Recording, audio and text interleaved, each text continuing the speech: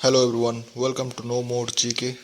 Previous class में हमने introduction पढ़े थे इकोनॉमिक्स के बारे में, और आज का क्लास 2 रहने वाला है economics of India before independence के बारे में हम जानेंगे। ठीक है, चलो। इस एक्सप्लेनर में हम बात करने वाले हैं भारत के आर्थिक ढांचे की। वो ढांचा जिसने एक औपनिवेशिक झटके से उभरकर आज के आधुनिक बहुआयामी स्वरूप तक का सफर तय किया है। ये कहानी सिर्फ कुछ नीतियों की नहीं है, बल्कि इस बात की है कि कैसे आज़ादी से पहले ही हमारे देश की अर्थव्यवस्था की नींव रखी जा रही थी। तो बिना देर किए सीधे उन ऐतिहासिक पन्नों को पलटते हैं। आज के इस सफर में मुख्य रूप से 4 पड़ाव होंगे। पहले उस आर्थिक दोहन यानी इकोनॉमिक ड्रेन को समझा जाएगा जिसने शोषण की पोल खोली। उसके बाद आज़ादी के लिए बनी अलग अलग रूपरेखाओं पर नजर डालेंगे। फिर समझेंगे कि मिश्रित अर्थव्यवस्था असल में क्या है, और अंत में भारत के उस दोहरे आर्थिक चरित्र की बात करेंगे जो आज भी हमारे सामने है। तो चलिए शुरुआत करते हैं इस पूरी कहानी की जड़ से, यानी उस दौर से जब पहली बार इस बात का एहसास हुआ कि असल में आर्थिक शोषण हो कैसे रहा है। कोई भी मजबूत आर्थिक योजना तब तक नहीं बन सकती जब तक कि असली बीमारी का पता न हो। इस बीमारी को सबसे पहले और सबसे सटीक तरीके से पहचाना दादाभाई नौरोजी ने अपनी किताब the poverty and un-British rule in India में, और रमेश चंद्र दत्त ने इकोनॉमिक हिस्ट्री ऑफ इंडिया में। इन्होंने दुनिया के सामने धन का निष्कासन यानी ड्रेन ऑफ वेल्थ का सिद्धांत रखा। ये कड़वा सच था जिसने बताया कि कैसे भारत की संपत्ति का एक बहुत बड़ा हिस्सा लगातार देश से बाहर जा रहा था। इसी एक सिद्धांत ने आगे चलकर अपनी खुद की आर्थिक नीतियों के लिए एक स्पष्ट दिशा तय कर दी। अब जब शोषण की असलियत सामने आ चुकी थी तो बारी थी आजाद भारत के लिए एक नई रूपरेखा तैयार करने की। यहीं से शुरू हुई अलग अलग और अक्सर एक दूसरे से टकराने वाली विचारधाराओं की कहानी। इस आर्थिक शोषण का जवाब खोजने के लिए 1930 और 40 के दशक में एक गजब की होड़ मची। दिलचस्प बात देखिए, देश के आज़ाद होने से बहुत पहले ही 1938 में राष्ट्रीय योजना समिति का गठन हो चुका था। सुभाष चंद्र बोस की दूरदर्शी पहल और पंडित जवाहरलाल नेहरू की अध्यक्षता में 29 सदस्यों की इस टीम ने काम शुरू किया और 1940 में अपनी रिपोर्ट पेश कर दी। एक भविष्य के स्वतंत्र राष्ट्र की अर्थव्यवस्था को संस्थागत रूप देने का यह बिल्कुल पहला और सबसे बड़ा कदम था। अगर केवल 1938 से 1950 तक के 12 सालों के इस समयकाल को देखा जाए तो आर्थिक रणनीति बनाने की जो गति थी वो सच में हैरान करने वाली थी। एक के बाद एक योजनाएं सामने आ रही थीं। इससे एक बात बिल्कुल साफ हो जाती है कि स्वतंत्रता की ओर बढ़ते कदम सिर्फ राजनीतिक नहीं थे, उनके पीछे एक बहुत ही गहरा और गंभीर आर्थिक चिंतन भी चल रहा था। और इसी चिंतन के बीच एक बहुत ही तीखा वैचारिक टकराव भी देखने को मिलता है। एक तरफ थी 1944 की बॉम्बे योजना, जिसका नेतृत्व सर अर्देशर दलाल और उनके साथ 7 अन्य प्रमुख उद्योगपति कर रहे थे। ये योजना पूरी तरह से पूंजीवाद और भारी औद्योगिकरण की वकालत कर रही थी। लेकिन ठीक इसके अगले साल यानी 1945 में सामने आई पीपल्स योजना, जिसे एम.एन. रॉय ने पेश किया। इसका पूरा जोर मजदूरों और श्रम अधिकारों पर था।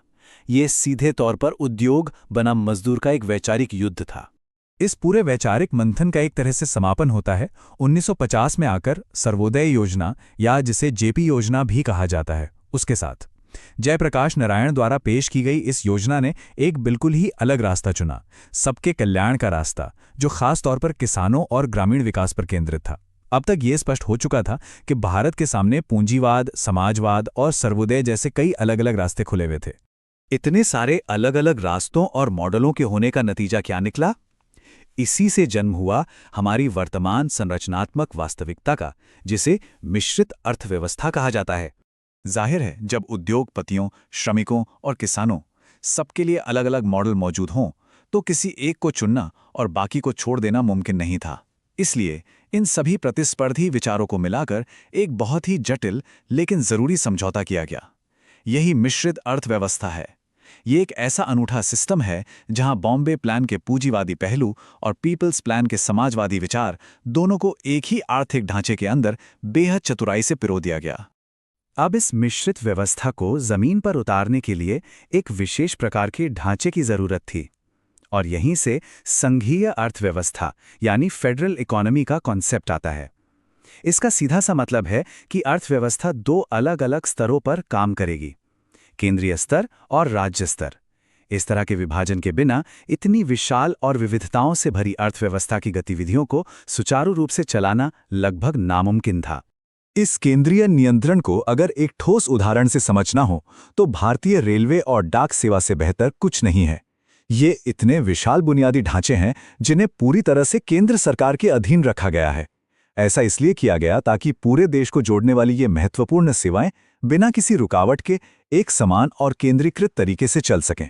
और ध्यान देने वाली बात है कि यह उस समय की समाजवादी विचारधारा का भी एक बहुत ही प्रमुख लक्षण था। अब उस सबसे दिलचस्प और जटिल बिंदु पर पहुंचते हैं जो इन सभी ऐतिहासिक योजनाओं से निकलकर सामने आया है।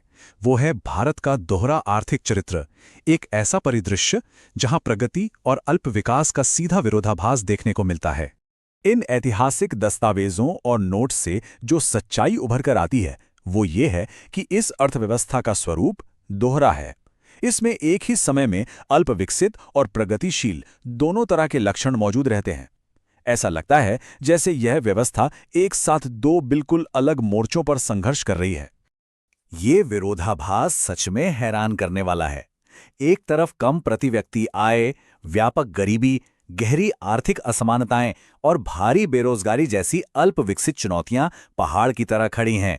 लेकिन जरा दूसरी तरफ देखा जाए तो ठीक उसी समय देश में लोहा, स्टील और उर्वरक जैसे भारी बुनियादी उद्योगों का भी तेजी से विकास हो रहा है, जो कि एक प्रगतिशील और उभरती हुई अर्थव्यवस्था के बिल्कुल स्पष्ट संकेत हैं।